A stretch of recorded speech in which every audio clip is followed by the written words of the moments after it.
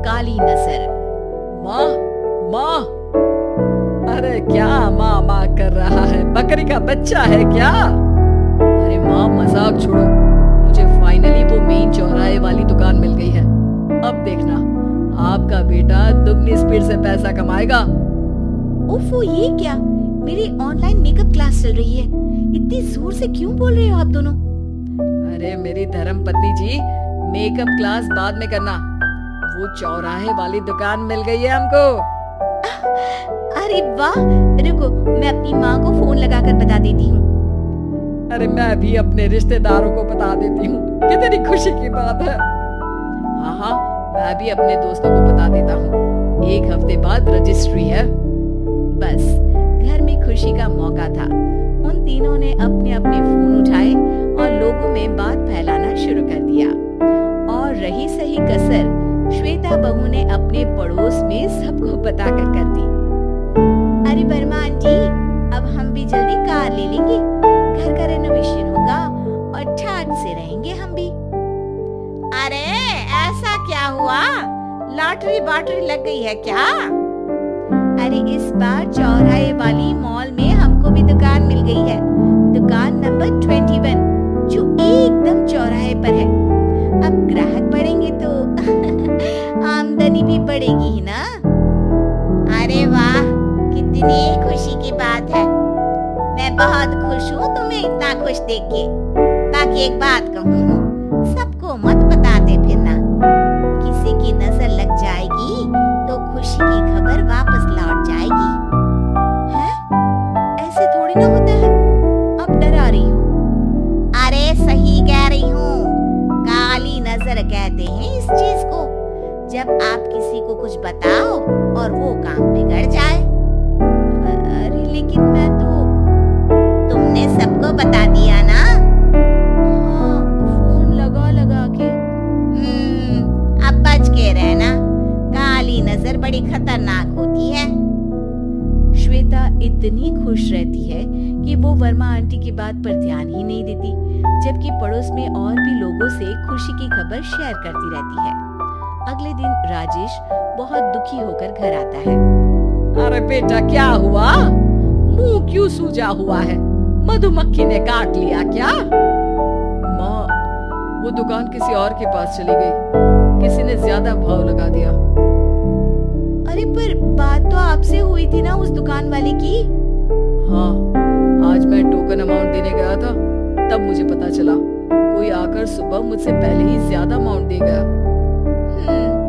काली नजर। क्या कहा?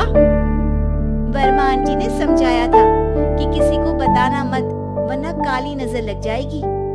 अच्छा, तुम्हें उनकी बात मान लेनी चाहिए थी। उनकी बात मान लेती, लेकिन उसके पहले ही सबको बता चुके थे ना हम तीनों। अरे अगली बार से ध्यान रखेंगे, कोई भी नई चीज होगी तो किसी को नहीं बताएंगे। तीनों कुछ दिन ऐसे ही रहते हैं, पर एक दिन श्वेता को एक मेल आता है। राजेश, मेरा ऑनलाइन मेकअप कोर्स कंप्लीट हो गया, अब मैं खुद का पार्लर खोल सकती हूँ। अरे वाह, अपने मोहल्ले में ही खोलते हैं। ये जो घर के सामने दुकान है ना, वही। हाँ, यहाँ सस्ती भी मिल जाएगी। अगले दिन श्वेता वर्मा आंटी के पास जाती है, मिठाई का डब्बा लेकर। अरे आओ आओ, कैसे आना हुआ? जोर से नहीं बोलूंगी। वो सामने वाली दुकान है ना, वहाँ मैं अपनी पार्लर की दुकान खोलने वाली हूँ, उसकी मिठाई है। अरे वाह, बहुत बधाई हो तुमको।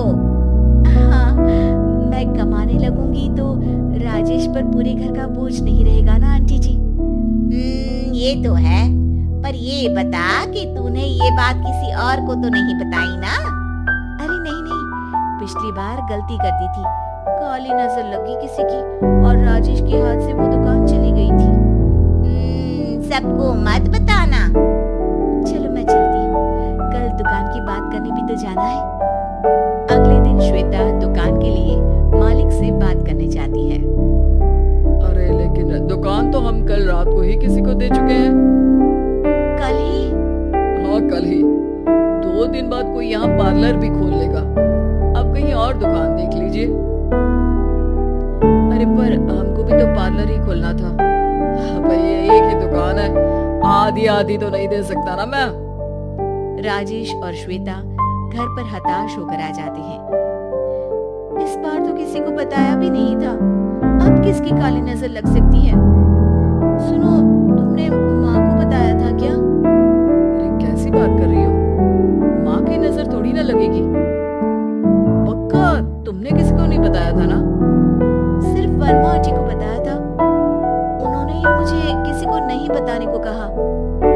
अरे यार तुम भी सही हो, मेरी माँ को नहीं बताने को कह रही हो, पर वर्मा आंटी को बताना तुम्हें जरूरी लगा। अरे वर्मा आंटी ने ही तो काली नजर के बारे में बताया था ना, वो हमेशा हमारा भला ही तो चाहती है। मेरी माँ भी हमारा भला ही चाहती है। अरे पर चिल्ला क्यों रहे हो? बात नहीं कर सकते क्या आराम से? नहीं आता हूँ आराम से बात करना, और करना भी नहीं चाहता हूँ मैं। दुकान जाने का दुख गुस्से में बदल गया था और राजेश और श्वेता में बात बंद हो गई थी। 2 दिन बाद मोहल्ले में पार्लर का इनॉग्रेशन हुआ, जिसमें मोहल्ले के सभी लोगों को बुलाया गया, पर श्वेता, राजेश और माँ नहीं जाते। माँ अंदर आ जाओ, क्या देख रही हो? अरे नया पार्लर देख रही हूँ अपने आंगन से। देखो, माँ को दूसरे का सुख देखने में कितना मजा आ रहा है, मेरा दुख नहीं दिख रहा इन्हें। यहाँ मेरा पार्लर भी तो हो सकता था। अरे चुप रहो यार, हर बात में लड़ाई क्यों ढूंढ रही हो? राजेश और श्वेता फिर बहस करने लगते थे। तभी माँ ने दोनों को बाहर बुलाया। अरे जरा देखो तो, दुकान चलाने वाले का बोर्ड पर नाम क्या लिखा है? श्रुति वर्मा। गाड़ी निकाले बेटा, हमें कहीं जाना है। काली नजर का इलाज कराने। राजेश अपनी बाइक निकालता है। तीनों ट्रिपलिंग कर रहे हैं। माँ राजेश को उस मॉल वाली दुकान पर लेकर जाती है जहाँ राजेश अपनी दुकान खोलने वाला था। यही दुकान लेना चाहता था ना तू? हाँ, पर इनको भी दुखी करने लेकर आई हो क्या यहाँ पर दुकान दिखाकर? वहाँ काफी नहीं था? अरे श्वेता थोड़ा सब्र रख, अभी पता चलेगा कि हम यहाँ क्यों आए हैं। बता, इस दुकान चलाने वाले का नाम क्या है? अनुपम वर्मा। कुछ समझ में आया? वो दुकान वाली श्रुति वर्मा, ये दुकान वाला अनुपम वर्मा, और हमारे पड़ोस में हमने उस दुकानों के बारे में बताया किसको था? वर्मा आंटी को। मतलब वर्मा आंटी ही हमारा काम बिगाड़ रही है? नहीं नहीं, ऐसा नहीं हो सकता, ये बस इत्तेफाक है। राजेश अपना फोन निकालता है और श्रुति वर्मा और अनुपम वर्मा के नाम फेसबुक पर सर्च करता है, जहां ये दोनों ही वर्मा आंटी के रिश्तेदार होते हैं। श्वेता को समझ में आ जाता है कि वर्मा आंटी की ही नजर काली नजर है। अब क्या करना है? कोई भी खुशी की खबर हो तो काली नजर से बचना है, यानी वर्मा आंटी से बचना है। अरे पर मुझे ये समझ में नहीं आया कि वो हमारे साथ ऐसा क्यों करेंगी। अरे बेटा, एक सीख है, दूर के आदमी को आपकी तरक्की से कम परेशानी होगी, पड़ोसी को ज्यादा।